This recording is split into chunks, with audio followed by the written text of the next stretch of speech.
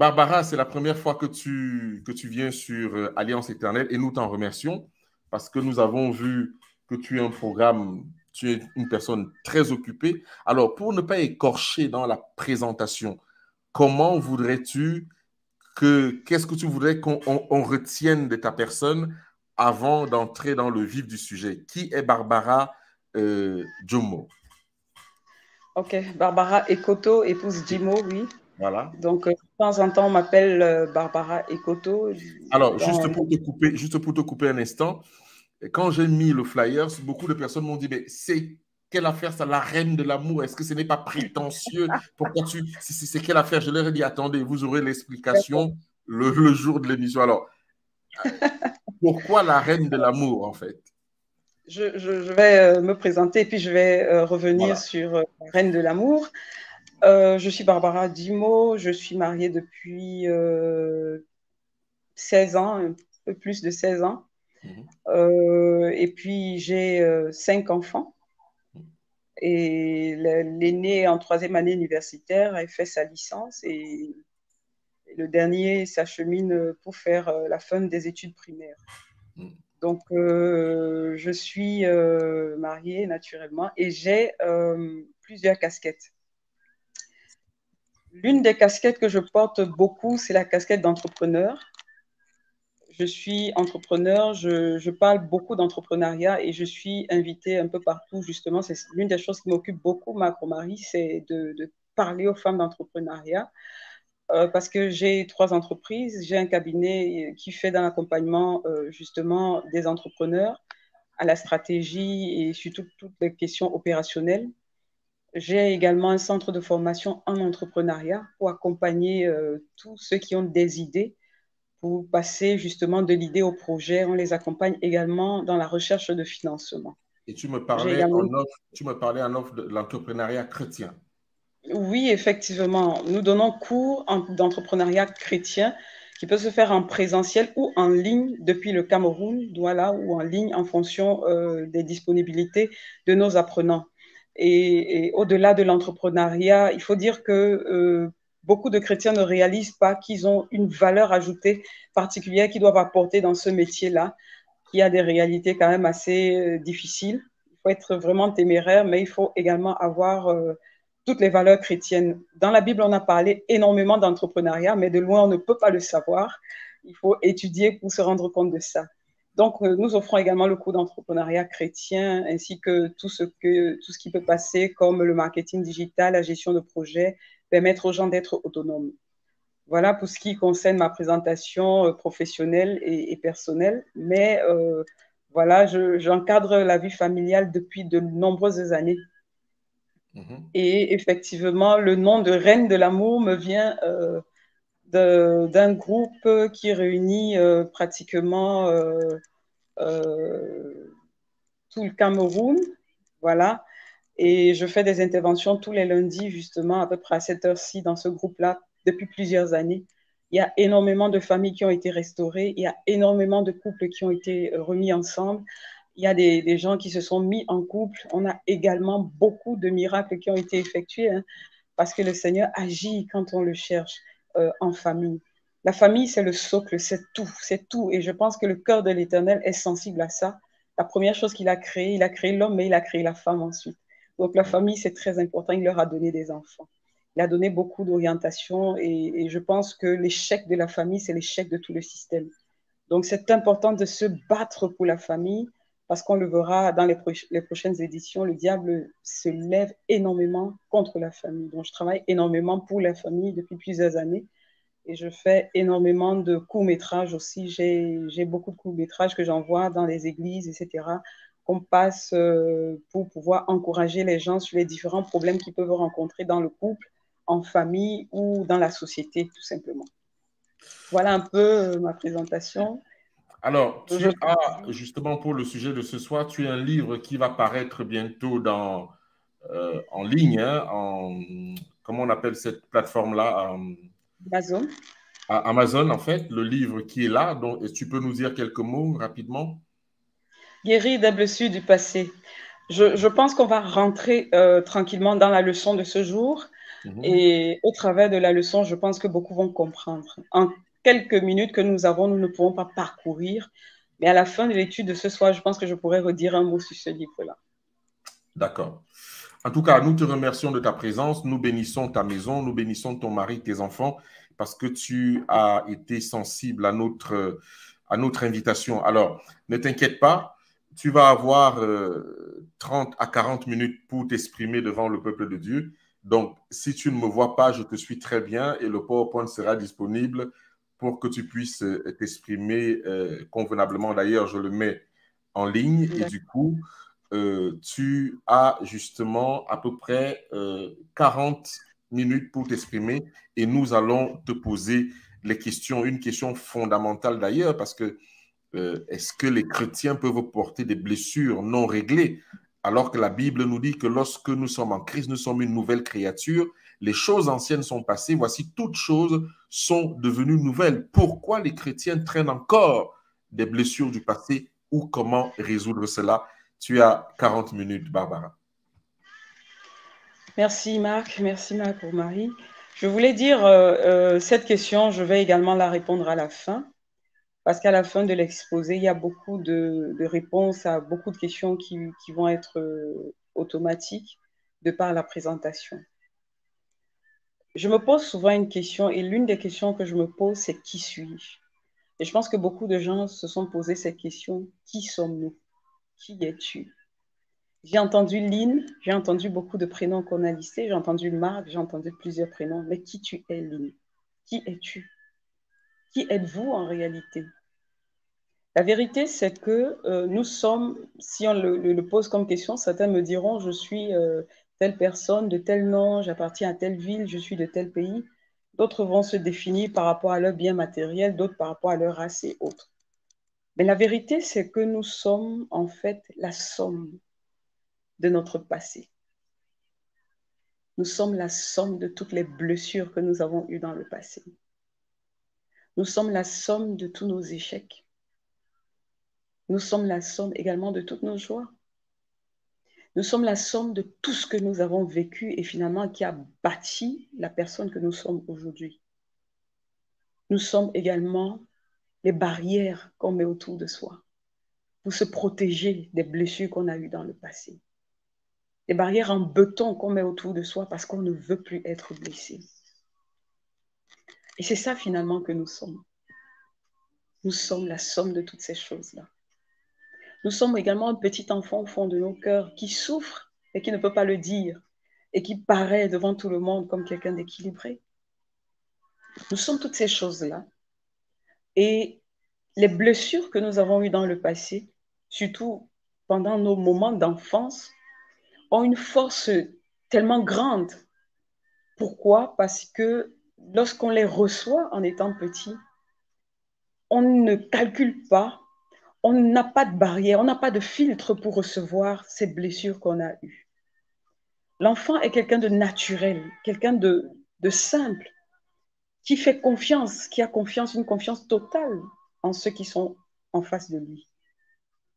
Et parce que cet enfant fait totalement confiance lorsqu'il est blessé, lorsqu'un enfant est violé, lorsqu'un enfant est abusé, lorsqu'un enfant est martyrisé, lorsqu'un enfant est traité de la mauvaise façon, lorsqu'un enfant est rejeté, je parle vraiment de l'enfant pour un début, l'impact est tellement fort, qu'en fait, ça reste quelque part au fond de nous et ça nous suit pendant des années. Et lorsque on est plus grand et qu'on a une situation à peu près similaire qui essaye de se produire, les démons du passé, je vais dire ça comme ça, mais que je vais plus appeler les blessures du passé, vont revenir à la surface. Et nous allons adopter des attitudes qui ne sont pas vraiment des attitudes de nous-mêmes, mais qui sont des attitudes défensives qu'on aura mises autour de nous. Je parle, j'espère vraiment que vous allez percevoir le danger de toutes ces blessures-là lorsqu'on les traîne de façon parfois inconsciente. Et souvent, on a une personnalité et on a l'impression que cette personnalité, en fait, c'est vraiment celle qu'on est. Parfois, on est extrêmement colérique. Parfois, on vit des choses en étant chrétien. Parfois, on a une attitude fuyante. Parfois, on n'arrive pas à prendre les devants. Parfois, on a des choses qu'on vit et on pense que, mais non, c'est notre nature. Et très souvent, ce n'est pas notre nature, mais c'est une nature qu'on a fini par adopter à cause des blessures du passé que nous avons eues. Je m'en vais vous raconter l'histoire d'un jeune homme que j'ai rencontré. Je suis partie dans un village retiré et j'ai vu ce jeune homme qui était totalement renfermé. Personne n'arrivait à parler avec lui, il était vraiment renfermé. Et malheureusement, ce jeune homme faisait un BTS et il a raté son BTS. Et pendant qu'il ratait son BTS, j'ai vu son père lui parler avec tellement de dureté, tellement de dureté. Et je l'ai vu, il n'y avait pas de vie dans son regard, il n'y avait rien du tout. C'était juste comme quelqu'un de fermé et on ne pouvait pas lire, mais je sentais au fond de lui qu'il avait profondément mal de tout ce qui était en train de se passer. Il n'avait pas la possibilité de s'exprimer, de dire ce qu'il pensait de toutes ces choses, mais il subissait tout simplement tout ce qui se passait. Et quand j'ai pris ce jeune homme à part, et je lui ai demandé de venir chez moi. Je lui ai demandé de venir chez moi parce que dans ma maison, je suis quand même un peu réputée comme une maison qui accueille des personnes qui sont profondément blessées et quand ils sortent de là, ils sont revigorés. C'est une grâce que le Seigneur m'a donnée. Donc j'ai pris cet enfant chez moi. Quand il est arrivé, il était très fermé. Et quand je l'ai écouté, il avait été presque maltraité dans le passé par sa grand-mère. Il avait une haine terrible pour cette femme qui lui avait fait tellement mal. Et il en voulait à ses parents d'avoir laissé faire toute cette maltraitance qu'il avait subie. Nous avons travaillé ensemble et quand il a fini par pardonner, qu'il s'est réconcilié, qu'il a refait sa vie, qu'il s'est remis dans de bons auspices, quand il est rentré dans sa maison, personne ne l'a reconnu. J'ai reçu des appels de tout le monde qui me disait, mais qui est cette personne? C'est pas notre fils. Parce qu'il était dégagé, il disait à sa maman, est-ce que tu sais que je t'aime, etc. Et puis, il s'habillait bien, il avait repris la vie. Donc, les blessures du passé peuvent nous entraîner à nous habiller d'une certaine façon, même sans se rendre compte. Certaines personnes s'habillent en noir. Quelqu'un que j'ai suivi cette semaine, elle ne s'habillait qu'en noir depuis ses 10 ans. Et à cette période, elle avait vécu quelque chose de tellement difficile que pour elle, elle était endeuillée. Jusqu'à son âge, elle avait à peu près 25 ans. Et quand j'ai travaillé avec elle, je me suis rendu compte de toutes ces blessures. Quand elle a repris la vie, elle a commencé à se filmer, elle a jeté ses habits noirs, elle a dit, je ne suis plus endeuillée, et elle a repris la vie. Donc les blessures sont graves et c'est terrible. Ça nous crée souvent des choses terribles. Même à l'âge adulte, parfois, il y a une dame très adulte qui est redevenue presque un enfant lorsqu'elle a réalisé qu'elle avait été mutilée d'une partie de son sexe quand elle était petite. Quand elle a vu ça, elle a commencé à se comporter comme un enfant de 11 ans. C'était une femme mûre, mariée depuis de longues années. Elle a commencé à gesticuler. Elle est rentrée chez ses parents. Son cerveau a lâché. On m'a dit ça comme ça. Et elle a commencé à se comporter comme un enfant de 11 ans. C'était l'âge auquel on lui avait fait cette mutilation-là.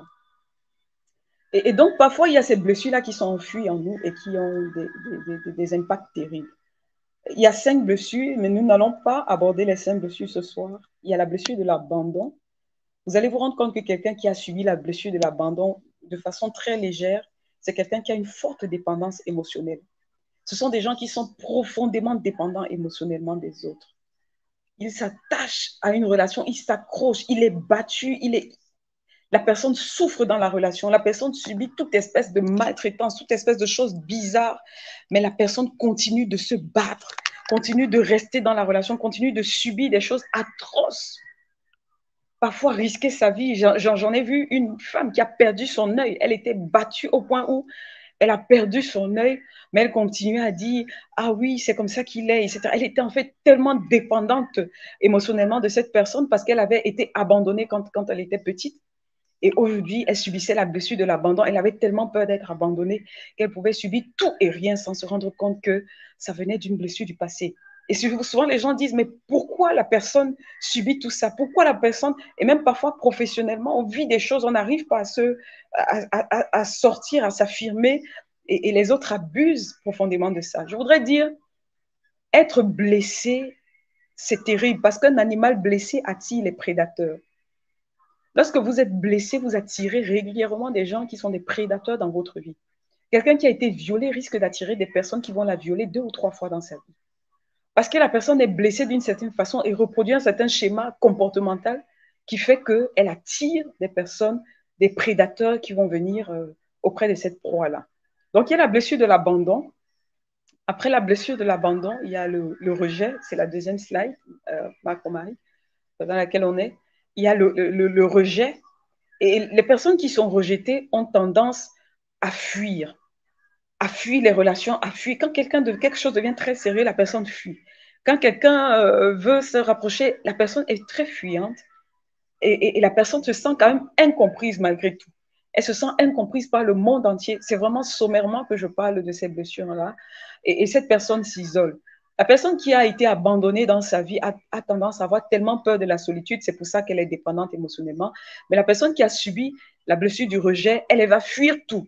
Elle commence des choses, elle laisse en chemin. Elle n'arrive pas à arriver au bout de tout ce qu'elle entreprend. Elle a tendance à tout abandonner au milieu du chemin. Et parfois, vous allez voir cette personne-là qui est très peu sûre d'elle, qui finit par s'isoler sur le plan social, qui est quelqu'un qui est tout le temps seul et qui va essayer de vous expliquer sa solitude de toutes les façons qui soient. Vous allez voir quelqu'un qui a subi la blessure de la trahison. La première chose, c'est que cette personne essaye de tout contrôler. La trahison, ça peut aller jusqu'à, par exemple, quelqu'un qui vous trahit en ayant une relation sexuelle extra-conjugale ou des choses comme ça. Vous devenez contrôlant, vous n'arrivez plus à avoir confiance, vous perdez de votre naïveté, je vais dire ça comme ça, et vous êtes super contrôlant. Et vous cachez votre vulnérabilité souvent sous une apparence de quelqu'un de fort qui veut tout contrôler, qui veut tout expliquer, etc. Mais au fond, vous êtes profondément vulnérable et vous avez tendance à cacher tout ça parce que vous avez été trahi. Quelqu'un qui a subi la blessure de l'injustice, c'est souvent des parents qui ont des attentes trop fortes ou alors un grand frère qui est super parfait et vous êtes moins parfait et vous avez tendance à être rappelé de la perfection du grand frère. Vous avez des attentes démesurées, les parents qui attendent que vous atteigniez un certain niveau. Vous avez un conjoint qui attend des choses incroyables de vous et vous tombez finalement dans ce masque de la rigidité. Vous-même, vous devenez des dominateurs vis-à-vis de vos conjoints. Vous avez tendance à tellement dominer ceux qui sont autour de vous, dominer, vous êtes rigide, vous ne comprenez pas, vous perdez de l'empathie, vous êtes tellement dur et rigide. Et vous passez le temps à beaucoup vous justifier. Pourquoi? Parce que justement, vous avez subi la blessure de l'injustice et vous avez toujours besoin qu'on sache qu'en fait, ce n'était pas de votre faute. Parce que c'est vrai, vous avez subi la blessure de l'injustice et vous êtes tout le temps en train de vous justifier. Et puis, il y a cette blessure de l'humiliation. Oh là là. Quelqu'un qui passe le temps à vous insulter, à vous dénigrer, à rappeler vos faiblesses devant les gens. Vous êtes tout le temps humilié devant les gens, humilié, surtout en public. Et vous avez cette blessure-là. Vous finissez par devenir un maso, hein, un masochiste qui aime finalement ressentir le mal. C'est quelque chose d'incroyable. Et peut-être un jour, on descendra sur cette blessure de l'humiliation-là. Mais il y a une honte qui va avec, une profonde honte, avec une grosse perte de confiance en soi. Ça, c'est un peu l'ensemble des blessures, quelques blessures que les gens peuvent avoir. Nous allons, en troisième slide, nous appesantir en fait sur la blessure du rejet, qui est une blessure qui porte quand même un petit peu la blessure de l'abandon, un petit peu la blessure de l'humiliation. Je m'arrête sur elle parce que, voilà, elle rassemble un certain nombre de blessures et je pense que ça va couvrir la plupart d'entre vous. D'entre vous, s'il y en a qui ont subi, ou d'entre nous qui avons subi ces blessures du passé-là. La blessure du rejet, j'ai été rejeté, je suis dépendant en amour, ou bien je fuis, je suis tout le temps fuyant. Comment je peux reprendre le dessus? Comment? Mais comment je peux reprendre le dessus? Je vois bien que je ne suis pas équilibrée. Je vois bien que je suis complètement dépendant amoureux. Je vois bien que ce n'est pas sain, ce dans quoi je vis. Je n'arrive pas à reprendre le dessus. Je fuis tout le monde, je fuis, je n'arrive plus à rentrer dans de nouvelles relations. Et pourtant, les autres personnes qui sont en face de moi ont l'air sérieux, ont l'air sincères, mais je n'y arrive plus du tout. Comment je fais pour reprendre le dessus? La slide qui suit, on va se rendre compte que les manifestations de la blessure du rejet sont de plusieurs types. On va en parcourir quelques-unes. Lorsque on a été rejeté, le rejet, on va voir tout à l'heure d'où ça vient, mais lorsqu'on a été rejeté, on a un comportement fuyant. C'est-à-dire que lorsque quelqu'un s'approche trop de vous, Vous avez tendance à fuir la personne. Vous avez tendance à ne pas laisser la personne rentrer profondément en vous. Souvent, vous avez été rejeté par quelqu'un dans le passé. Vous ne permettez plus aux gens de rentrer dans votre intimité, de rentrer dans vos 5,50 m autour de vous. Vous avez bloqué tout. Mais le problème, c'est que vous êtes seul. Vous ressentez de la solitude. Mais vous avez toujours cette impression que si vous laissez la personne entrer, c'est comme une barrière de sécurité qui se met devant vous. Il y a ce comportement évitant que vous avez. Mais au-delà de ce comportement évitant, il y a un masque social qui se met. Vous avez tendance à essayer de tellement plaire aux gens.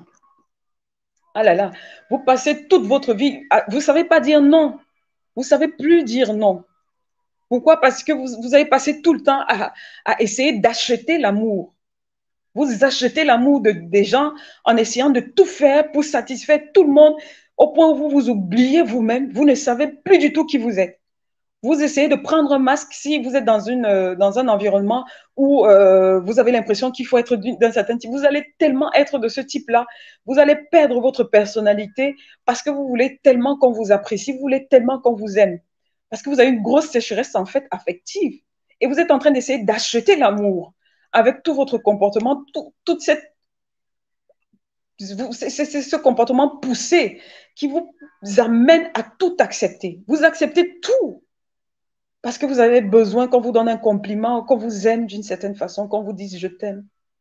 Et vous êtes vraiment dans ce masque-là. Et si on vous demande qui vous êtes, en fait, vous ne savez plus exactement qui vous êtes. Et ça, même si vous êtes chrétien. Vous ne savez plus exactement qu'est-ce que vous aimez, qu'est-ce que vous n'aimez pas. Vous avez perdu le nord à force de vouloir plaire à tout le monde. L'un des signes d'une personne qui a subi la blessure du rejet, c'est également une anxiété chronique.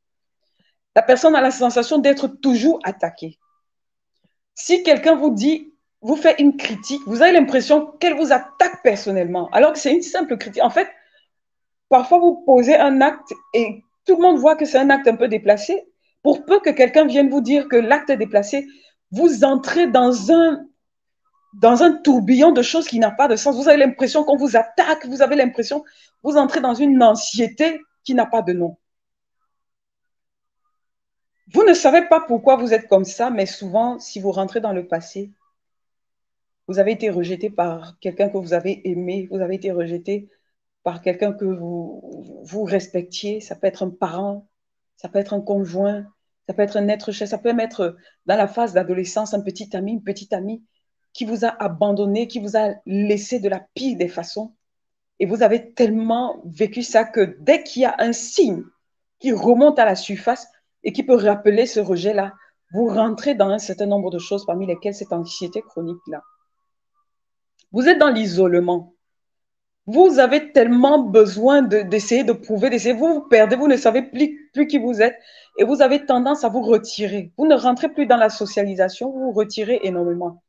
Si je vous demandais combien d'amis vous avez, est-ce que vous avez un ami? Est-ce que vous avez quelques personnes avec qui vous socialisez? Vous finissez par vous isoler, par vous mettre en retrait de la société. Et vous avez l'impression que personne ne vous comprend. Je ne suis compris par personne. Personne ne sait ce que je vis. Personne ne peut me comprendre. Personne. En fait, ce n'est pas que personne ne peut vous comprendre. C'est que vous êtes dans une spirale et il faut absolument que vous sortiez de cette spirale-là. Vous avez des états, pour certains qui poussent plus loin, c'est-à-dire au fur et à mesure, ça s'aggrave. Vous pouvez aller jusqu'à avoir des états dépressifs. Et ça, c'est parce que vous avez une sorte d'anesthésie affective. Vous n'êtes plus nourri affectivement. Et lorsque vous n'êtes plus nourri affectivement, vous ne savez même plus répondre à vos propres besoins à vous. Vous tombez dans une sorte de dépression inconsciente. Vous vous habillez en gris, vous vous habillez en noir, vous ne souriez presque jamais, vous vous mettez souvent en colère sans savoir pourquoi. Vous voyez la vie en gris, vous voyez la vie en noir. Vous ne savez plus ce que vous aimez, ce que vous n'aimez pas, vous ne vous coiffez plus, vous ne prenez plus soin de vous, vous êtes dans un état pseudo-dépressif sans vous rendre compte de ça.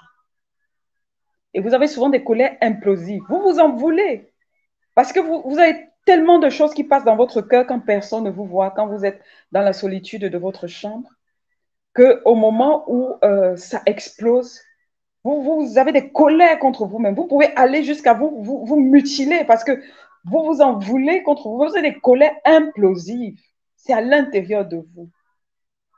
Vous vous détruisez même sur le plan de la santé parce qu'il y a des maladies qu'on appelle auto-immunes qui peuvent se développer. Vous pouvez avoir des diabètes que vous développez, mais ça, c'est tout un autre sujet. Vous pouvez avoir énormément de choses que vous développez justement parce que vous ne savez pas en fait votre problème. Le problème, c'est que vous ne le savez pas. Et tant que vous ne savez pas, vous êtes dans un engrenage de choses. Vous avez beau aller à l'église, même à l'église, quelqu'un vous fait quelque chose, ça vous fait penser à ce moment-là, vous vous retirez, vous êtes dans l'église, mais vous n'êtes pas dans l'église. Vous venez à l'église, mais vous ne vous impliquez pas du tout. Vous êtes dans votre coin, vous êtes au coin. Parfois, dès que l'église finit, vous rentrez chez vous. Vous êtes dans cette histoire de colère implosive contre vous-même et vous êtes souvent dans l'immaturité affective. Quelqu'un qui est sain et équilibré, lorsqu'il y a un problème, il va s'asseoir, il va poser son problème. Écoute, je pense que ceci, etc., etc. Là, je sens qu'il y a ceci qui est en train de se passer. Vous allez en interaction avec la personne de façon saine. Vous posez le problème, la personne essaye de donner son explication. Vous dites ce que vous ressentez, etc. L'immaturité affective, c'est que vous rentrez dans un tourbillon de choses, vous vous comportez comme un enfant. Vous faites des caprices à n'en plus finir, vous n'arrivez pas à discuter de façon propre et assainie, vous êtes dans une immaturité affective parce que vous avez un besoin tellement grand d'appartenance, vous avez besoin qu'on vous reconnaisse, vous êtes tout le temps dans un besoin de reconnaissance et d'appartenance qui fait que vous êtes tout le temps en train de chercher quelque chose. Si vous avez un conjoint, vous en demandez trop à votre conjoint. Ce n'est pas lui qui va vous guérir en fait. Vous êtes tellement dans la demande parce que vous avez eu une grosse sécheresse affective. Vous avez une personnalité de type dépendant, comme on disait tantôt. Vous subissez tout, mais vous êtes toujours en train de racoler votre partenaire. Vous subissez tout, mais vous êtes toujours là. Vous avez une amie, elle vous fait ça dur. Vous avez une meilleure amie, vous êtes une femme. Elle vous traite mal, elle vous rabaisse, elle vous fait des sales coups, elle vous fait des choses. Elle passe le temps à vous dénigrer, mais vous êtes toujours là. Parce que vous avez une personnalité de type dépendant. Vous êtes dépendante affectivement des autres. Vous n'avez plus du tout, vous n'avez plus du tout conscience que vous avez de la valeur. Vous n'avez plus conscience que vous êtes, mais vous ne savez plus quelle est la limite de tout ça. Parce que vous êtes justement dans une personnalité de type dépendant. Et souvent, quand vous entrez en interaction avec les gens, souvent les gens, les conjoints, vous cherchez une image parentale. Vous n'êtes plus en train de chercher l'adulte, mais vous cherchez comme un père. Vous avez tendance à appeler tout le monde papa, papa, papa, alors que ce sont des gens qui sont de votre âge, de votre niveau. Je veux dire, vous avez tellement tendance à vous rabaisser, à faire. Vous cherchez un père, vous cherchez ce qui vous a manqué dans l'enfance au travers des êtres humains, alors qu'à l'âge adulte, vous devez avoir des interactions adultes vers un adulte. Tout le monde est votre père, votre ceci, votre cela. Pour vous, c'est normal, mais au fond de vous, si vous rentrez, vous allez vous rendre compte qu'en fait, tout ça vient d'un rejet peut-être parental que vous avez eu dans l'enfance. Et toutes ces choses-là, parfois, ça conduit au burn-out. Tellement vous faites plus qu'il n'en faut, parce que vous voulez tellement montrer aux gens que vous êtes bien et gratter un compliment, gratter un amour, vous en faites tellement plus, vous vous investissez plus qu'il n'en faut, vous tombez dans des burn-out. Même au travail, vous en faites trop. Vous en faites tellement. Vous êtes comme tout le monde vous déverse sur vous toutes les tâches et vous acceptez, vous n'en pouvez plus, mais vous continuez à accepter. Et vous rentrez souvent dans un burn-out, que vous êtes en tout cas susceptible d'avoir un burn-out. Parce que vous n'en pouvez plus, au fond de vous, vous le savez. Et la pire chose qui arrive, c'est que finalement, vous commencez à vous mésestimer. C'est-à-dire que vous commencez à perdre totalement confiance en vous. Vous vous dénigrez chaque jour, vous n'arrivez pas à vous regarder à la glace, vous ne vous trouvez pas jolie, vous ne pouvez pas vous faire un selfie. Vous commencez à vous dénigrer chaque jour, malgré tout. Juste une seconde, Barbara. On nous dit que pouvez-vous mettre au silence la musique de fond, s'il vous plaît. Ah, d'accord. Ouais. C'est bon. Voilà. J'espère que vous m'entendez très bien maintenant. Parfaitement, on t'entend parfaitement. Le pire, c'est lorsqu'on commence à se sous-estimer. Parce que quand on se sous-estime, on perd sa capacité, son humanité. Quand on commence à perdre son intérieur, l'extérieur suivra tout simplement ce qui se passe à l'intérieur. On perd tout quand on commence à se dénigrer, à s'auto-mutiler, à se trouver moche. Parfois même, ça, les gens vous ont dit, vous êtes trop gros, vous commencez à vous rejeter vous-même, vous êtes trop mince, vous êtes trop ci, vous êtes trop ça, vous commencez à vous dénigrer, à perdre l'estime de vous-même. Et enfin, l'une des manifestations, c'est un sentiment profond de vide affectif. Vous vous sentez vide affectivement, vide. Vous demandez trop affectivement aux gens. Et c'est pour ça que beaucoup de gens fuient même lorsque vous êtes en interaction avec eux. J'ai eu une dame, j'étais aux Comores il y a quelque temps, toujours pour faire une présentation. Et au niveau des Comores, j'ai rencontré une dame. Et cette dame, elle me dit, je passe tout le temps, chaque fois que les hommes veulent m'épouser, à la dernière minute, ils s'en vont. Et je ne sais pas pourquoi. Et je pense que je suis maudite. Je pense qu'il y a quelque chose qui se passe dans ma vie et tout. Je lui ai dit, mais je ne pense pas qu'il y ait une sorcellerie ou quelque chose. Raconte-moi ton histoire. En fait, il y a une dizaine d'années, la dame vivait, elle était mariée. Et du jour au lendemain, le mari est sorti de leur maison. Il est parti sans explication. Il n'a rien dit. Il est parti et il n'est plus jamais revenu. Elle a tout fait, elle a cherché, elle a pleuré, elle ne comprenait pas du tout ce qui se passait. Et des années ont passé, elle a décidé de refaire sa vie.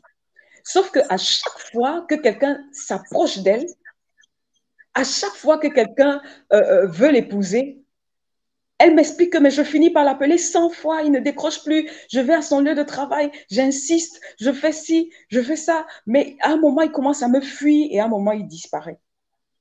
La personnalité dépendante prend le dessus, elle a tellement peur d'être abandonnée qu'elle commence à appeler la personne 10 fois, 20 fois, 30 fois par jour.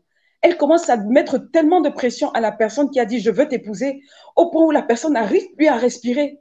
Et la personne se pose la question « mais si je m'engage dans une relation pareille, où est-ce que je vais y arriver ?» Et la personne finit par fuir. Et c'est comme ça qu'elle a fait fuir des hommes et des hommes et des hommes, plusieurs hommes qui ont voulu l'épouser. À la dernière minute, ils ont peur. Ils ont peur de ce trop-plein d'affection, cet étouffement par lequel ils étaient en train de passer et ils partent. Pas parce qu'elle était une mauvaise femme, mais parce qu'au fond, elle avait vécu quelque chose, elle n'avait pas fait le deuil de cette histoire-là. Elle est en train de reproduire, de reproduire. Tant que vous n'avez pas fait le deuil, vous allez reproduire, reproduire, reproduire à n'en plus finir. Alors, la slide qui suit, on va voir les causes. Qu'est-ce qui cause ça finalement? Pourquoi on se retrouve dans une situation? L'impression de rejet vécu dans l'enfance, c'est à l'origine de cette blessure. Ça peut être qu'on a eu un manque criard d'amour lorsqu'on était enfant ou adolescent. On avait un manque d'attention, on ne s'intéressait pas à nous, on nous ignorait, on nous dénigrait, les parents nous dénigraient, les personnes représentant la fonction parentale nous dénigraient. Parfois, on a été maltraité. On a été maltraité. J'ai connu une personne qui disait qu'il était enfermé dans la chambre souvent et qu'on lui passait la nourriture par le bas de la porte. Vous vous rendez compte? C'était des maltraitances à n'en plus finir, mais qui se passent derrière les portes et qu'on ne sait pas. Ça peut être des traitements différents. C'est-à-dire qu'on traite mieux un frère et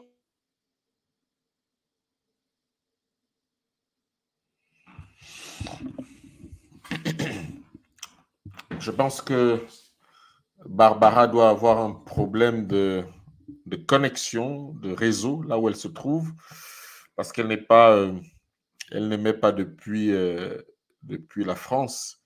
Donc, du coup, elle doit avoir un problème et j'espère qu'il va se résoudre dans un moment, par la grâce de Dieu, pour que nous puissions finir ce thème que nous avons commencé sur guérir de mes blessures du passé.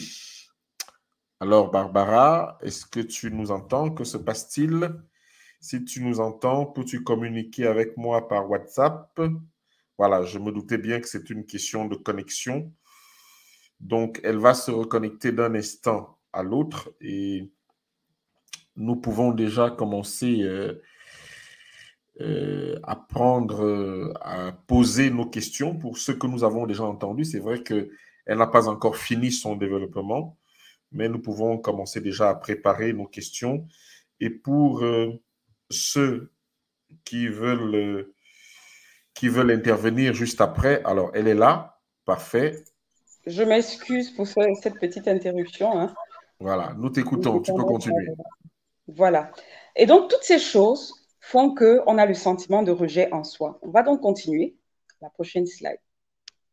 Comment faire lorsqu'on a vécu toutes ces choses-là? Comment on fait? Comment on fait pour s'en sortir?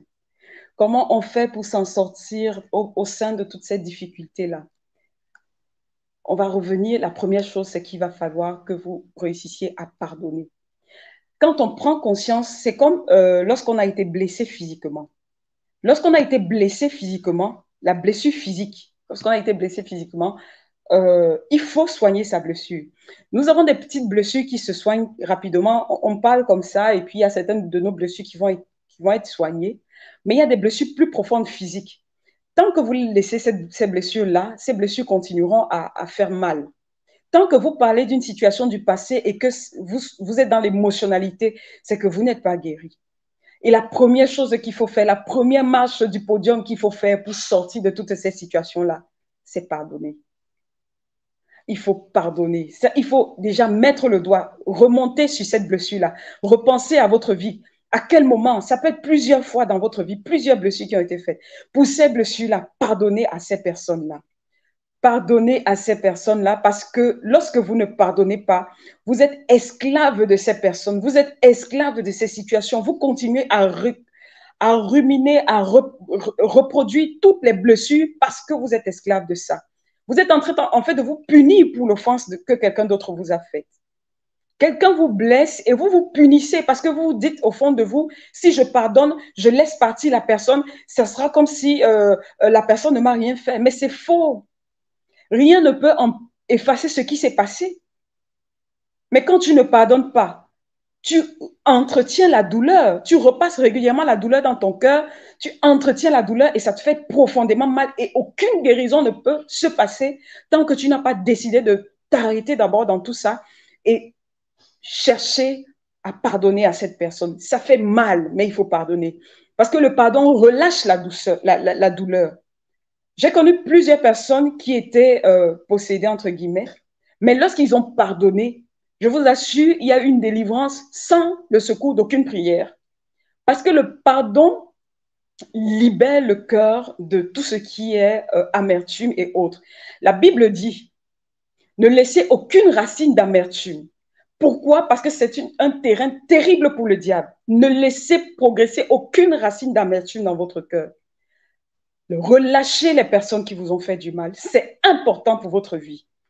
Par ailleurs, vous devez savoir que lorsque vous les relâchez, vous êtes capable d'avancer. Vous avez fait le premier pas et vous êtes capable d'avancer. Et l'une des grandes choses à faire, c'est rédiger une lettre à la personne qui vous a blessé. Écrivez tout le mal que la personne vous a fait.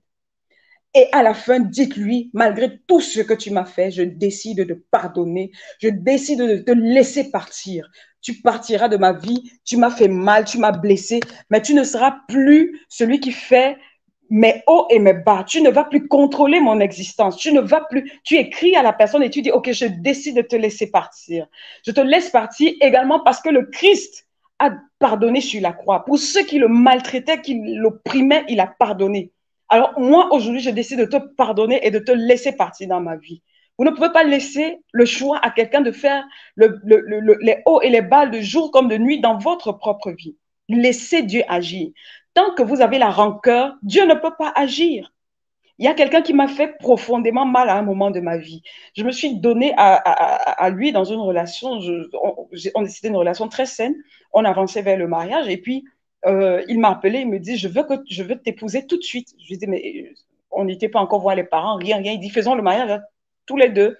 Et moi, je préférais, voilà, que ma famille soit au moins informée. Il ne voulait pas.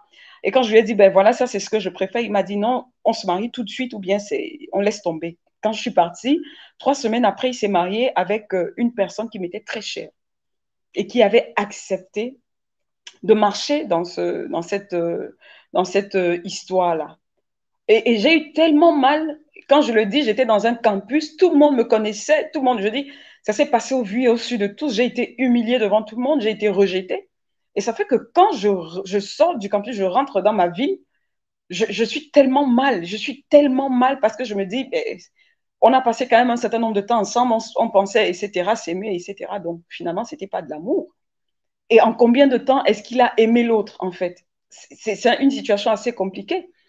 Et quand j'étais dans ma chambre, j'ai dit à Dieu, Seigneur, je veux pardonner, je veux laisser partir cette personne. Je décide de laisser partir cette personne, quel que soit le mal que cette personne m'a fait. Je veux pardonner à cette personne. J'ai pris du temps, j'ai pris des journées devant la face de Dieu et j'ai laissé partir la personne. Un an après, je suis repartie dans le campus, je croisais la personne. Et la personne s'est jetée à mes pieds. La personne a commencé à pleurer. Je dis, mais qu'est-ce qui va pas? Il faut te relever. C'était une personne, c'est un haut cadre, un responsable, hein, un haut responsable aujourd'hui régional. Hein, et qui me dit, non, je t'en prie, pardonne-moi. Je dis, mais je te pardonne. Pourquoi? Moi, ça fait longtemps que je t'ai pardonné, j'ai oublié. Il dit, non, à partir du moment où je me suis mariée, je suis tombée malade. J'ai fait un an de maladie. J'étais couchée. Je ne pouvais rien faire. Je faisais les selles sur moi. Je faisais tout sur moi. J'étais invalide.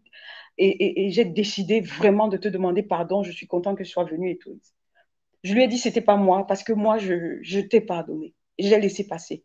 Quand vous laissez passer les choses, le Seigneur a les trucs en main pour pouvoir régler la situation à votre place. Et en grec, pardon veut dire libération. Donc aujourd'hui, je vous dis, libérez-vous. Le pardon est essentiel pour votre vie. Je me lèverai, j'y arriverai, je me relèverai de ma blessure du passé, je réussirai. Vous devez retrouver l'amour de vous-même. Ça, c'est vraiment les phases que vous devez suivre. Et je peux dire à Marc, si c'est possible, s'il y a certaines personnes qui sont dans le besoin, tu peux leur passer cette présentation, s'il te plaît. Les différentes phases ci vont vous aider à vous relever, même tout seul chez vous, même en cherchant de l'aide. La première chose, vous devez retrouver l'amour de vous-même. Retrouvez-vous. L'objectif final de ça, c'est que vous retrouviez votre autonomie émotionnelle, que vous arrêtiez de regarder aux autres pour pouvoir vous sentir aimé. L'amour de soi, c'est le fait d'être un véritable ami, votre meilleur ami pour soi-même. Soyez vous-même votre meilleur ami. À ce moment, vous allez arrêter de vous dénigrer, arrêter de faire tout ce que vous êtes en train de faire, de vous massacrer de la sorte. Vous devez devenir votre meilleur ami, votre propre soutien inconditionnel. Vous ne devez pas vous laisser tomber. Ne vous laissez pas perdre le cap. Ne vous laissez pas maltraiter n'importe comment. Ne vous laissez pas abuser tout le temps. Ne vous laissez... Retrouvez la confiance en vous. Retrouvez l'amour de vous-même. Et ne perdez pas vos valeurs. Vous avez des valeurs. Vous êtes chrétien, vous avez des valeurs. Rappelez-vous de vos valeurs. Ne perdez pas vos valeurs parce que justement, vous êtes tellement dans le mésamour de vous-même que vous avez perdu vos valeurs. Soyez tolérants envers vous. Je suis dans la prochaine slide hein, depuis un moment. Soyez tolérants envers vous. Ne vous critiquez pas, ne vous autodétruisez plus. À partir d'aujourd'hui, devant le Seigneur, je voudrais vous dire, arrêtez de vous auto-massacrer. Ce n'est pas sain. Vous n'êtes pas en train de rendre un service à Dieu en faisant ça. Et on le verra devant. La phase 2, après avoir travaillé, pendant que vous travaillez à retrouver l'amour de vous-même, vous devez améliorer les liens avec les autres. Rentrez, ne vous isolez plus. Cherchez à avoir les victoires de groupe. Entrez dans les groupes. Entrez dans un groupe de chorale. Quand vous chantez, vous êtes félicité. Vous commencez à recevoir ces félicitations-là. Rentrez dans des groupes de sport. Ne vous isolez pas. Allez dans des groupes où les petites victoires vous feront beaucoup de bien. Après avoir été dans ces groupes-là, commencez à gagner des victoires ensemble avec le groupe. Sentez-vous utile. Vous pouvez faire de la bienfaisance. Allez vers les orphelins. Ne vivez plus pour vous. Ne vous isolez plus. Commencez à rentrer dans des groupes et améliorer vos interactions avec les autres. Ça peut être la famille, les amis, l'église, des équipes de loisirs, de sport, la chorale, peu importe. Mais retrouver un petit groupe, ça peut être un groupe de prière. Et les différents succès de ce groupe vont vous aider à vous apprécier davantage, progressivement. Ensuite, en phase 3, entourez-vous de personnes bienveillantes. Ça, c'est terrible. J'ai vu une fille, une dame, oh, elle était tellement détruite par son entourage. Tout le monde lui disait qu'elle était laide, vous vous rendez compte, qu'elle était moche, qu'elle était grosse, qu'elle n'avait pas de sens, que tout ce qu'elle faisait échouait, etc. Et je me suis dit, mon Dieu, et elle s'était enfermée dans une carapace. Quand tu lui demandes qui tu es, elle est incapable de dire qui elle est. Elle était, je suis la pire espèce. Elle ne savait aucune de ses qualités. Demandez autour de vous comment les gens vous trouvent. Entourez-vous des bonnes personnes et demandez autour de vous quelles sont les qualités que vous avez. Vous allez être surpris par les qualités que les uns et les autres vont vous donner. Vous avez des qualités, mais que vous ne savez pas. Vous êtes utile. En fait, merci d'exister, quoi, comme disait quelqu'un. Mais vous ne le savez pas. Arrêtez de fréquenter des gens qui vous critiquent tout le temps, qui vous rabaissent, qui vous sous-estiment tout le temps. Éloignez-vous d'eux. Et puisque vous cherchez à croire en vous, éloignez-vous des gens qui ne croient pas en vous. Prenez vos distances avec ceux qui ne voient rien de bon en vous. Quand quelqu'un te voit, il dit, je ne vois rien de bon en vous. Il y a une personne qui me disait, j'ai demandé à mon conjoint, à mon fiancé, ce qu'il trouvait de bon en moi. Il a dit, est-ce qu'il y a quelque chose de bon en toi? Il faut faire attention avec les paroles que vous recevez. Et même si vous recevez ce type de paroles, vous devez tout de suite dire, je connais ma valeur, je sais qui je suis. Je sais que je suis précieuse aux yeux du Seigneur. Non, non, non et non. Vous pouvez voyager avec des personnes positives. C'est comme une thérapie, des ondes positives. Voyagez avec des gens de bien. Entourez-vous des gens qui vous aiment. Entourez-vous des gens qui voient du bien en vous.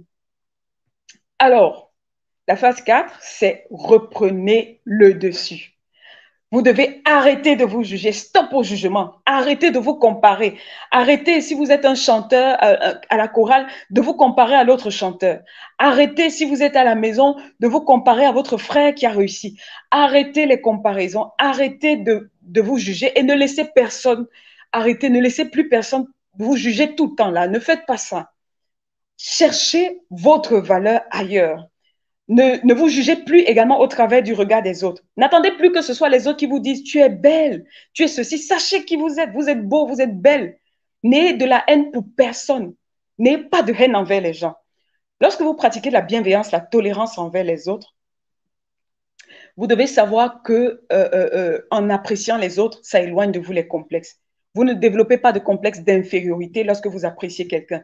Vous ne développez pas de complexe de supériorité parce que vous voyez les gens tels qu'elles sont. Et pratiquez donc cette auto-acceptation. Acceptez-vous de façon inconditionnelle. N'oubliez jamais que autant vous avez des défauts, autant tout le monde a des défauts. Hein. Les gens sont faibles, fragiles et tout, et tout, et tout. Ils cachent ça sous plein de choses. Mais vous aussi, vous avez les mêmes défauts que les autres. Ne pensez pas que vous êtes pire que les autres. Quand quelqu'un s'accepte, le monde entier l'accepte. Vous pouvez être gros et vous acceptez, le monde entier vous accepte. Vous pouvez être la plus belle femme, vous ne vous acceptez pas, les gens ne vous accepteront pas. C'est à vous de vous accepter. Personne ne va vous aider dans ce cheminement-là. Maintenant, agissez.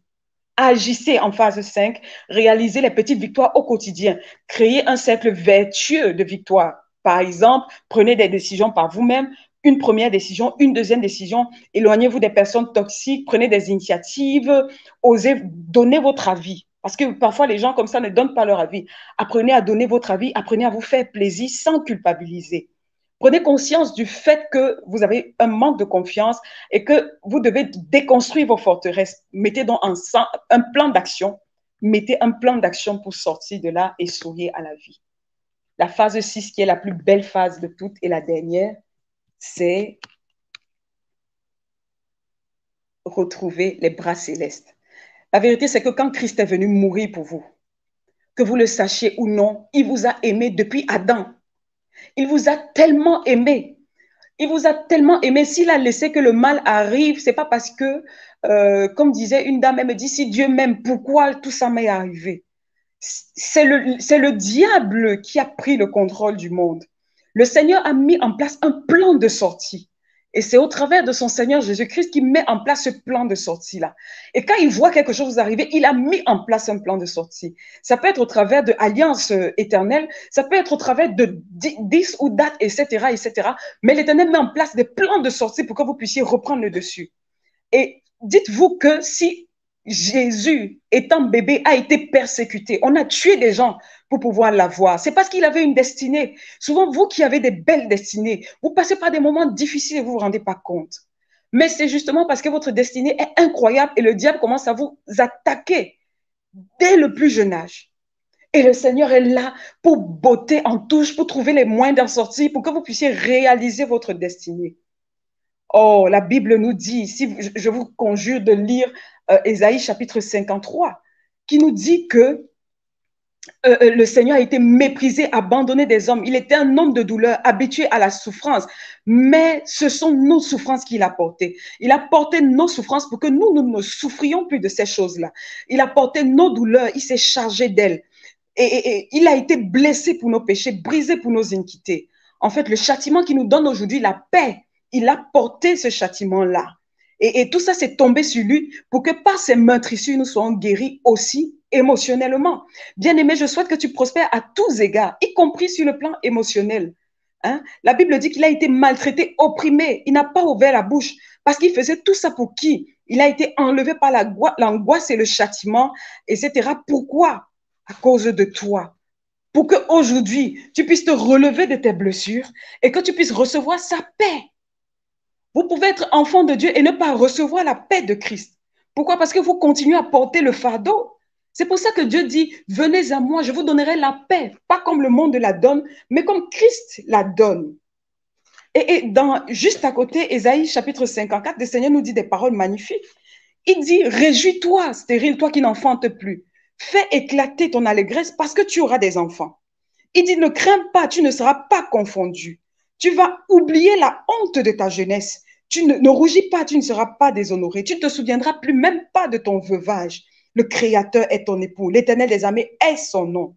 Il dit, l'Éternel te rappelle comme une femme délaissée. Est-ce que tu as été délaissée? Le Seigneur te rappelle comme une épouse de la jeunesse qui a été répudiée. Est-ce que tu as été répudiée? Dieu dit, je te rappelle comme une personne qui a été répudiée. Il dit, oh mon Dieu, j'ai été abandonné quelques instants, mais avec une grande affection, je t'accueillerai. Il dit, maintenant, quand les montagnes vont s'éloigner, quand les collines vont chanceler, mon amour pour toi ne va jamais s'éloigner. Il dit, je vais te faire une pierre précieuse. Il dit que je ferai de tes créneaux des rubis. Tu seras des pierres précieuses. Tu sais, tu es une pierre précieuse pour l'Éternel. Oh, s'il te plaît, enlève ton nom. Appelle-toi désormais pierre précieuse. Appelle-toi, je suis un rubis. Parce que le Seigneur dit qu'il fera de toi un rubis. Il faut que tu sortes de ta situation pour qu'il fasse de toi un saphir. Quand tu es malade, tu ne vas pas recevoir ton mari, tu ne vas pas recevoir ta femme, parce que sinon tu vas la blesser. Le Seigneur veut que tu te laisses guérir désormais, etc. Il dit que même spirituellement, si on forme des armes contre toi, le Seigneur ne va pas laisser que ces armes t'atteignent. Il dit, j'ai traité alliance avec toi pour rendre durable mes faveurs vis-à-vis de toi. Et c'est pour ça qu'il te dit, si tu as été abandonné, Dieu donne une famille à ceux qui étaient abandonnés. Si tu as été rejeté, dans Josué chapitre 1 et le verset 5, Dieu dit, je ne te délaisserai point. Je ne t'abandonnerai point. C'est vrai et c'est sérieux. Quand tu pleures, il pleure avec toi. C'est pour ça qu'il trouve des plans de sortie. Ça peut être des paroles de quelqu'un qui va te parler. Ça peut être un pasteur. Tu vas maintenant dans un nouveau départ avec le Christ. La Bible dit dans Jean chapitre 1, à partir du verset 12, à tous ceux qui l'ont reçu, à ceux qui croient en son nom, Dieu a donné le pouvoir de devenir enfant de Dieu. Tu n'es plus né de la chair, tu es né de Dieu. Tu es connecté au Père des Lumières. Et tant que tu n'es pas conscient de ça, tu vas continuer de souffrir. Tu dois donc saisir ta destinée et laisser Dieu agir en toi. Laisse partir ce qu'il faut faire partir. Ouvre ta main, tu laisses partir et accepte finalement ce qui vient dans ta vie. Allez, le moment est venu de prendre les rênes de sa vie. Avec le Christ, vous pouvez vous permettre de voir à nouveau la vie en couleur. Si tu peux descendre cette slide-là pour que les gens se rendent compte qu'ils doivent désormais voir la vie en couleur. Prenez les rênes de votre vie et descends encore la slide. On va se dire, il est temps de laisser passer le passé et de jouir de la vie. Ces personnes qui sourient là, vous êtes censé être l'une de ces personnes-là. Prenez conscience. La plus grande chose, c'est de prendre conscience et désormais marcher vers votre destinée. Je vous remercie vraiment de votre attention. Je sais que j'ai été un peu longue. Je vais écouter toutes vos questions et je suis disponible. Vous avez là mon numéro de téléphone, WhatsApp, où vous pouvez me joindre. Vous avez mon email et vous avez le site web où vous pouvez me joindre. Merci beaucoup pour votre attention. Vous allez me permettre de prier quand même pour vous avant de prendre vos questions. Éternel, mon Dieu, mon roi, je te remercie énormément pour toutes ces personnes qui ont été ici ce soir. Je vais te remercier, Seigneur. C'est vrai qu'on allait rapidement, mais je sais qu'ils auront compris l'essence éternelle de ce qui a été dit. Je voudrais prier, Seigneur, pour tous ceux qui ont subi des blessures dans le passé. Pour tous ceux qui, une fois la porte fermée, pleurent dans leur chambre. Pour tous ceux qui ont été blessés, Seigneur, par des conjoints, par des familles, par des amis, Seigneur, qui ont été blessés par l'entourage, qui ont été blessés, Seigneur, par des tantes, des oncles, des meilleurs amis. Seigneur, je voudrais prier, blessés par la société, abandonnés, humiliés, rejetés, Seigneur, qui ne savent pas comment ils font demain pour manger. Je voudrais te prier pour tous ces gens, Seigneur, parce que au moment où tu guéris physiquement, je me rappelle de ce monsieur qu'on a descendu, Seigneur, par le toit. Dès qu'il est descendu, on a dit on veut qu'il guérisse. Tu as dit tes péchés te sont pardonnés. Tu as guéri son âme. Toute la souffrance qui était à l'intérieur, tu as guéri. Tu lui as dit pardonne-toi parce que moi je t'ai pardonné. Pourquoi tu t'en veux tellement pour ton passé? Pardonne-toi et pardonne à ceux qui t'ont offensé, afin que moi également je puisse te donner ta part ici-bas. Tu n'es pas venu en vain ici-bas. Il n'est pas l'heure pour toi de te suicider. Il n'est pas l'heure pour toi de tout abandonner. Il n'est pas l'heure pour toi de jeter l'éponge. Il est l'heure pour toi de te relever, de considérer l'amour de ton Père qui est dans les cieux vis-à-vis de toi, parce que tu es spécial pour lui. En fait, il a tout donné pour toi. Seigneur, permets qu'ils soient conscients de ces réalités-là et permets qu'ils t'aiment au-delà de toute mesure et qu'ils acceptent de prendre ta main et de se battre pour leur destinée. Merci Seigneur, parce que spirituellement, s'il y a des gens qui sont attachés, tu les libéreras ce soir. Merci pour ta paix au nom de Jésus-Christ. Amen. Amen. Nous bénissons le Seigneur pour ce moment que nous avons pris pour écouter notre sœur.